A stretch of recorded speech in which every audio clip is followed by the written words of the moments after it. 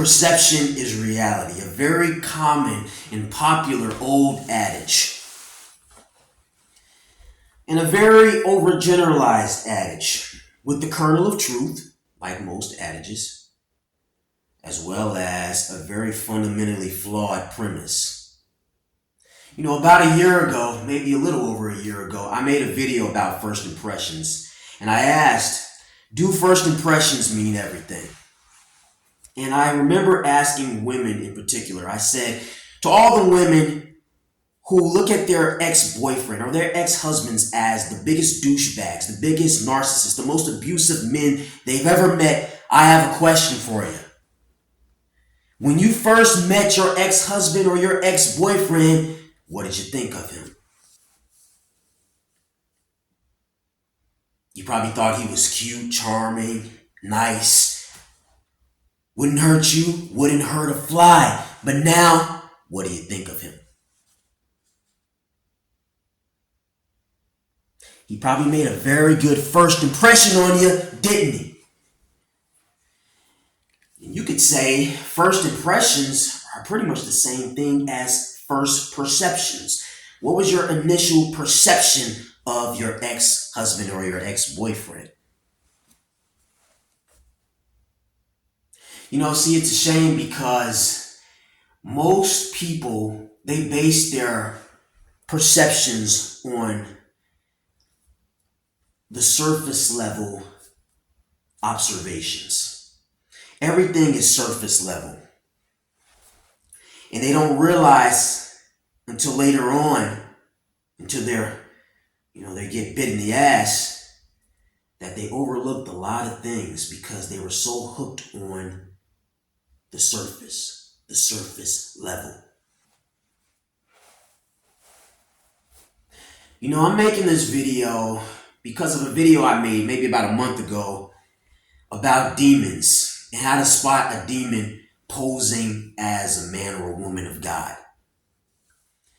And the video was well received, and I said another video. I'm glad about that. I really am. But there are, I think, like 3 comments in particular that were like, what the hell, you know what I mean? And the comments were talking about my physical appearance. I just kind of want to talk about that because it made me think about the topic of symbolism and perceptions and perspectives and things like that. One woman in particular, she said I looked like a whole demon. That's what the woman said. She said I look like a whole demon. And I gotta say, what do you want from me, lady? What do you want? Would you rather me stand in a church on a podium with a nice little suit, clean cut, no tattoos, no piercings, talk like Joel Osteen, very sweet, love thy Lord, love the neighbor, love, whatever that phrase is, love thy neighbor, forgive thy enemy, forgive my, please, not happening. See, the thing it is, all right, I believe in a higher power. I believe in a God. And I would consider myself to be a very spiritual person. But the thing about me is, I'm far from a traditional theist. And I've said in several videos, I'm not a Christian. I'm not a Muslim. None of that. Definitely not a Christian. I decolonized my brain to that religion a long time ago. But like I've also said, I can see aspects of Christianity that are positive, right? And that goes for all other religions. But I do want to say this before I go on. If you're not a person that has a high capacity for abstract thinking, this isn't the channel for you. My channel is not for you. I use a lot of allegory and irony in my channel, and I'm very big into symbolism. So if you're judging me based on traditional values or traditional perceptions and perspectives and traditional religions and theism or white picket fence thinking and all this shit, this isn't the channel for you, because Nine times out of 10, you're only judging from a surface level perspective. You're always going to stumble into the wrong conclusion. It's going to keep happening. And I'm not going to sit around and keep on having to, keep trying to say, oh no, this is no, I'm trying to, explain and whatever. I'm saving all of that for this video. I might do it again in another video, but I don't want to make a habit out of constantly having to explain myself and say and clarify this is what I mean and this and that. If you're not a person that has a high capacity for abstract thinking, this isn't the channel for you. So to the lady that says, well, I look like a whole demon, I want to say this. Demons, they come in many shapes and sizes. And they come from all walks of life. And what may look like a demon can potentially be a great friend to you. And what may look like an angel can hurt you in the worst way. I mean, think about it. I talked about standing on a podium and looking like Joel Osteen, very, clean cut, pristine or whatever the case may be. Look at the church. Look at the Pope. Look at all types of priests. They're touching little boys, scamming people, taking people's money. But they look godly. They look holy. They don't have any tattoos. They don't have a face mask. They're not wearing leather jackets. But demons nonetheless. Now, I'm not trying to sit here and say that, there's anything wrong with not having tattoos. Just like I'm not going to sit here and say there's something wrong with having tattoos. My main point is you got to look beyond the surface. You got to look beyond the surface. Let's look at Ted Bundy. I've used Ted Bundy as an example in several other videos. Ted Bundy, clean-cut guy, well-spoken, charming lawyer, thrill killer. Nobody suspected Ted. Nobody suspected Ted. Ted? Theodore? You mean little Teddy that used to help his mom down the street at the annual food drive? That Ted? Never. Not Ted. Oh yeah. Ted. Ted Bundy. Murdering women, just butchering them. They probably didn't expect it, most of them. Hi, Theodore, what's your name? Got him. No tattoos, no headband, no earrings. Listen, I'm not stupid. I'm not. I'm a dark guy. Leather jackets, nipple rings. Sometimes I rock a mohawk. I'm not stupid. I know what people are thinking when they look at me. That's why I make it a point. I try to make it a point to show through my actions and my personality that I'm not whatever I appear to be on the surface. Because I get it. In life, we all have certain perspectives or certain stigmas running through our head, right? I get that. And sometimes the boot may fit. Sometimes the curtain matches the drapes. And I would even make the argument, you know what? Most people are what they appear to be on the surface. But I also want to say that there are exceptions. And I think that's my biggest beef with most people in general. It's like, it's one thing to have a perception of something. It's another thing to act on that perception. To base one's actions on that perception. Like, for example, take a muscular guy, right? An athletic guy. There are all sorts of stigmas associated with athletic, muscular guys, right? Probably an asshole, douchebag, cocky, cheats on girls, whatever the case may be. Now, that's a perspective or a perception you can have in your head, right? But just because you have that perception in your head doesn't mean you have to treat that guy like he's an asshole, like he's a cheater, like he's a douchebag, or whatever the case may be. Hey, at least let the man show you otherwise, that, hey, he just might be a rare exception. I'm not going to sit here and lie. I have certain perceptions or stigmas running through my head with regard to how people may be personality-wise based on how they look. Everyone does. The difference between me and most of you assholes on planet Earth is, regardless of what my internal perspective may be or perception may be, I always try to keep an open mind. Yeah, I'll be on guard. I'm always on guard.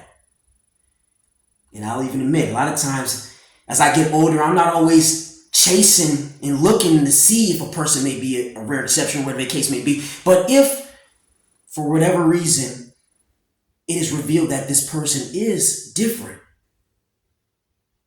I'll accept that and I'll welcome it with open arms.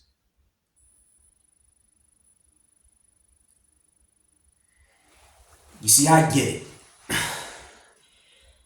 If you're a person that's religious or spiritual, and then you look at my videos and you see my look, but then you hear me talking about God and treating other people kindly and not being mean to people and, things of that nature, it may throw you off. It's like, well, this guy looks this way, but he's talking this way. I would have hoped, I get it, like I said, I know how I look, right?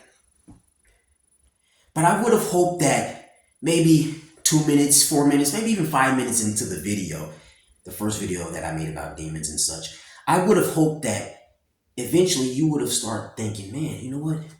I see the look. I see this guy's look, but maybe there's more to him than what I originally thought. Maybe there's more here. Maybe he's different. I mean, I can't remember how long the video was. I think it was a little over 12 minutes. You would think after a while, I was basically speaking against treating other people badly. I was basically encouraging people to respect others and be kind to others. And the only thing you could look at is the way that I look.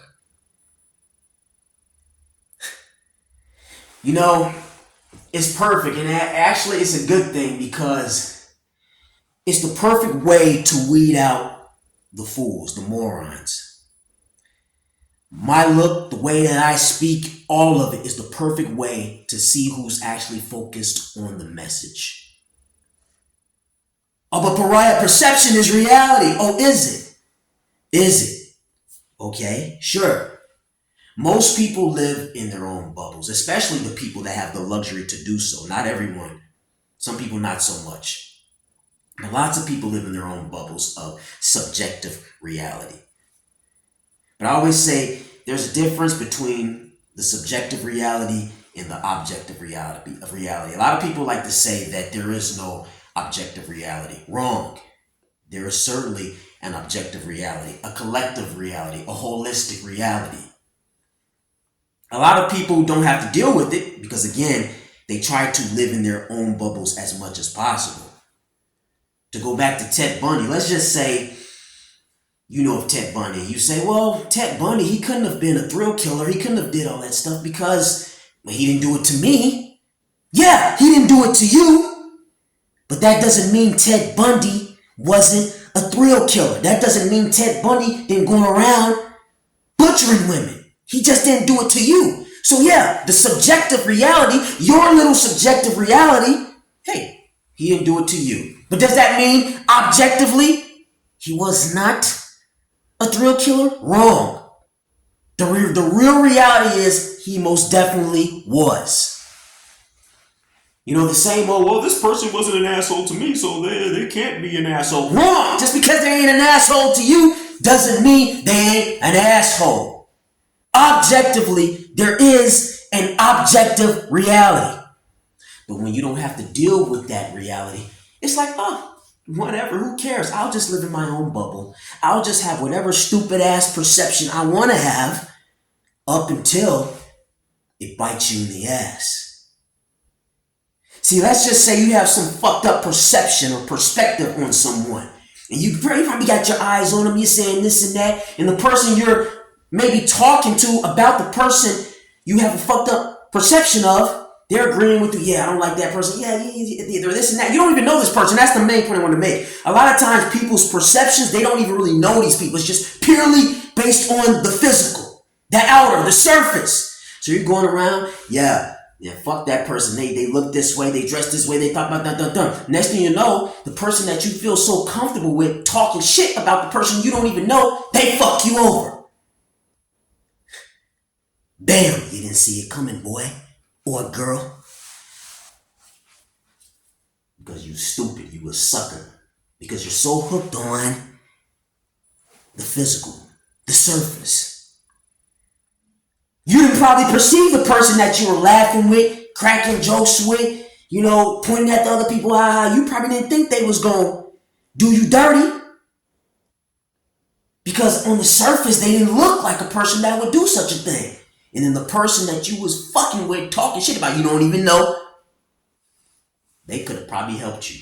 They could have probably been a very good friend to you. You see how life works? A lot of times, our fucked up and loony, delusional perceptions and perspectives can get us hurt in the end. And you're seeing that a lot nowadays. It's real bad nowadays. I mean, it kind of reminds me of this, what's that one show called now? Pop the Balloon. Just stupid as fuck. People walking through the door, pop, pop, pop, over the stupidest shit. I don't like their clothes. Fucking idiots.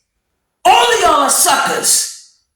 And all of y'all are gonna be single and bitching about the opposite sex and this and that, and everybody did me wrong. Why? Because you're so focused on stupid shit.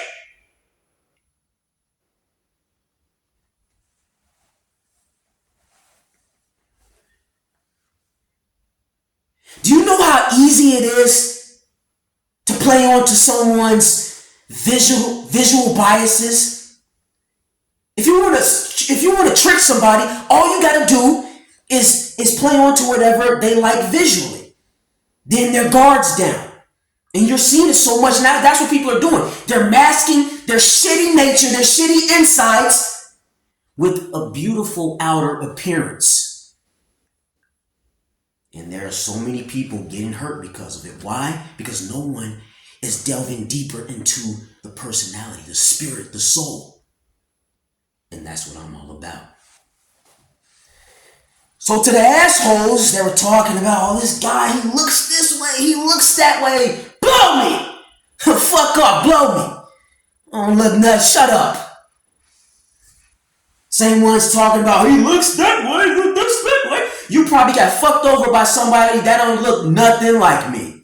So, whoop-de-doo, fail, try again.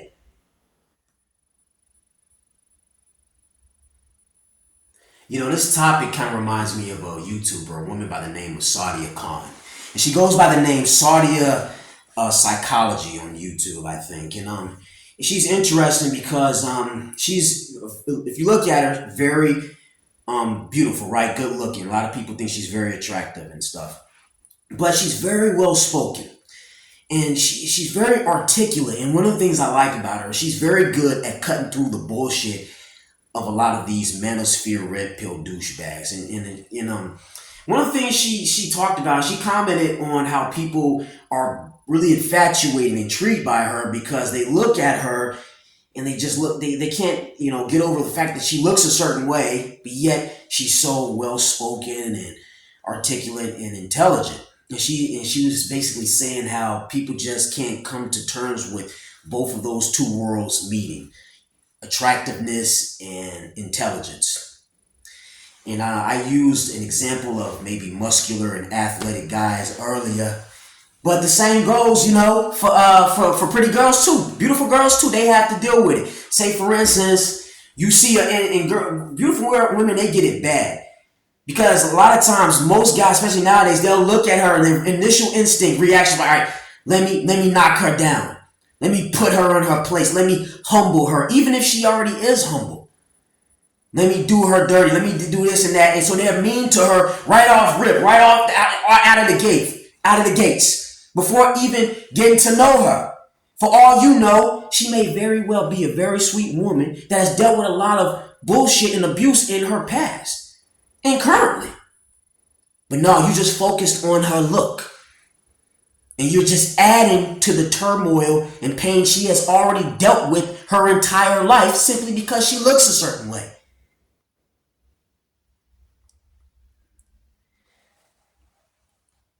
To anyone that has a habit of doing this to people, I sincerely hope you get fucked and die.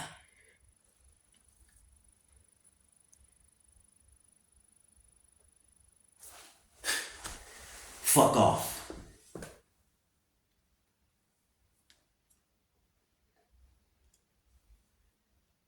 Oh, Pariah, that's not very godly. Fuck off! I don't serve your God. I serve my God. And I know exactly what my God wants from me. Like I said, I decolonized my brain from that forgive and all that God that's talking all that shit. Oh, forgive thy enemy and all that shit. Fuck that God. My God encourages his warriors to fight back. He don't like demons. I don't like demons. Don't tell me about your God. My God says all you demons can fuck off.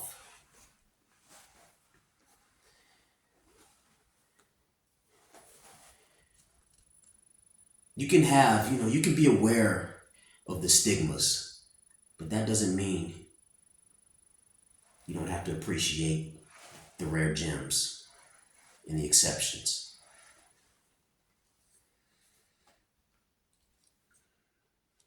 And like I said, I know I'm repeating myself like a broken record, but the truth has to be repeated like a broken record because bullshit is always repeated like a broken record. Demons, demonic forces, they come in all shapes and sizes.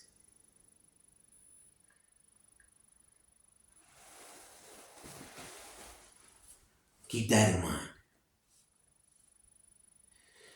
With that said, I also want to talk briefly about symbolism. So one of the commenters, one of the people that were talking about the way that I look and things like that, he commented on my jewelry.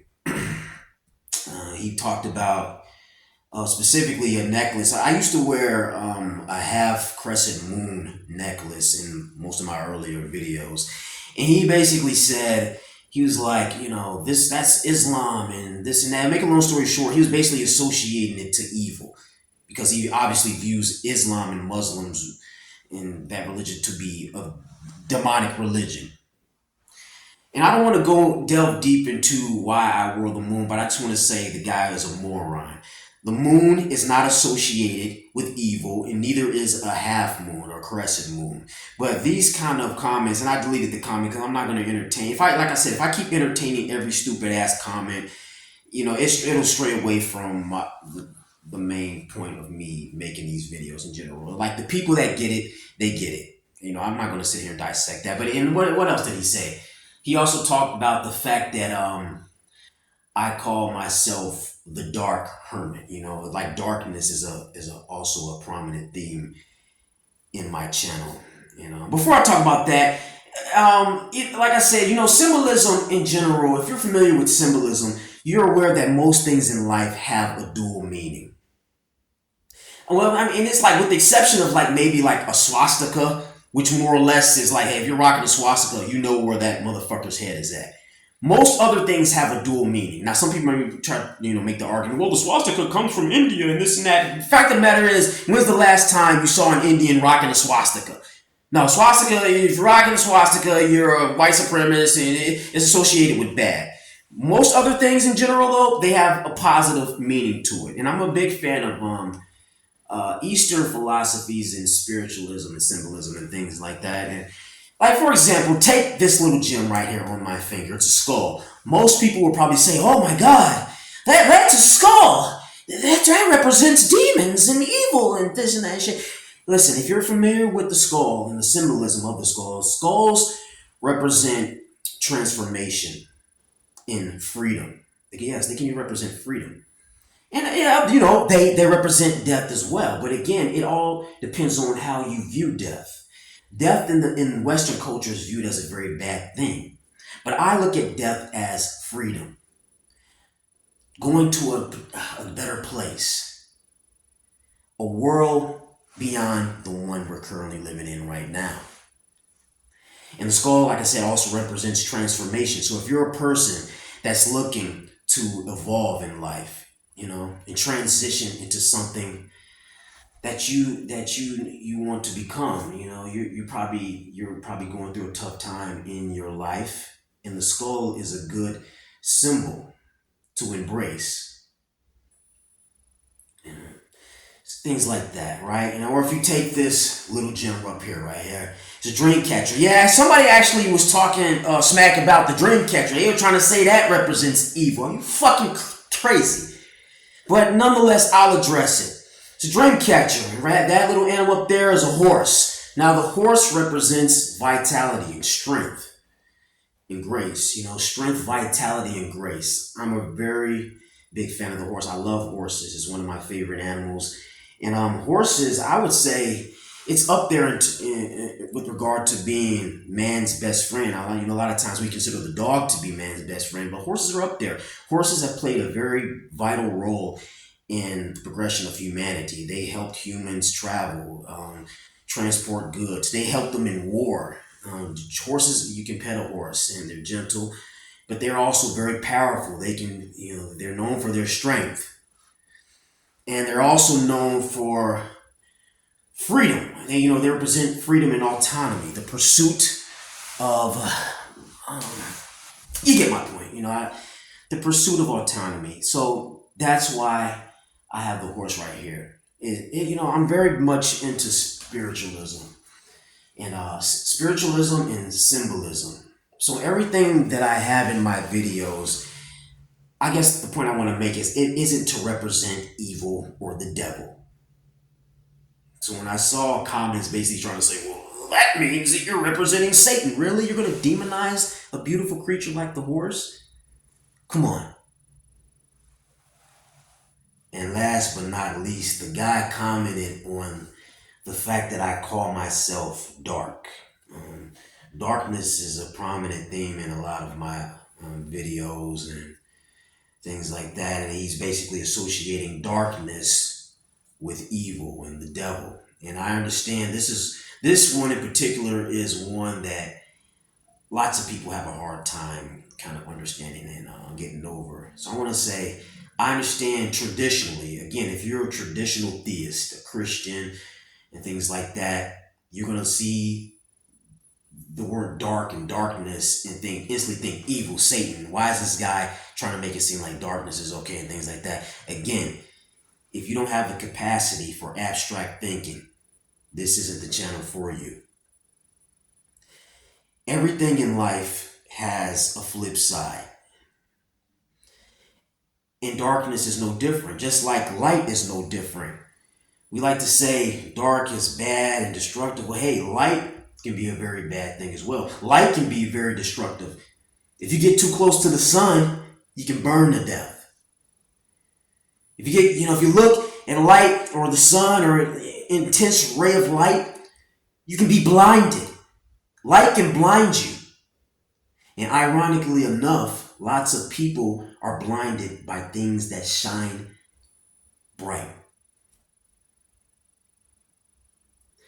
They're blinded by what their eye can see, what all the surface level things. I talked about this earlier. I'm just repeating myself. I said, but again, they're blinded by what shines shiny and bright. There's beauty in light, no doubt, but there's also beauty in darkness. There's beauty in darkness too. When we want to go to sleep, when we want to relax, what do? We turn off the lights. We want to watch a movie, or go on a date. Yeah, think about it. When we want to go on a date, we wait until the evening and the day ends and it gets darker, and that's when the real fun begins in most people's eyes, right? And lots of times you can find the truth in the dark. Like I always say, sometimes darkness is the gateway to light. And a lot of times when a person is going through tough times, the best thing to do is to embrace the dark. That's why I myself have embraced the dark. I've gone into the forest. I've gone into the dark so I can radiate my light through the shadows. You know, it's interesting how we place so much value on the word light and shedding light and stuff. And don't get me wrong, I'm not trying to demonize the concept of shedding light and make it seem like, oh, light is just this bad thing and things like that. That's not what I'm saying. If anything, my main point is darkness is not always a bad thing either. And I just wanted to explain my usage of the word dark on this channel and the symbolism behind it, you know. And I understand that context is everything. Like if a person says, oh, this person has a very dark soul or a dark spirit, I get it. That's more or less, you know, it's being used in a very bad way, the word dark, right? Again, that isn't what this channel is about. And on that note, I just want to say again that not everything that looks innocent, pure, and pristine is an angel. And if you're not careful, what looks pure, innocent, and angelic can hurt you very bad.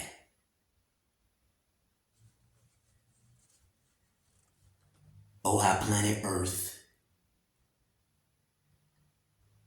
is a strange place.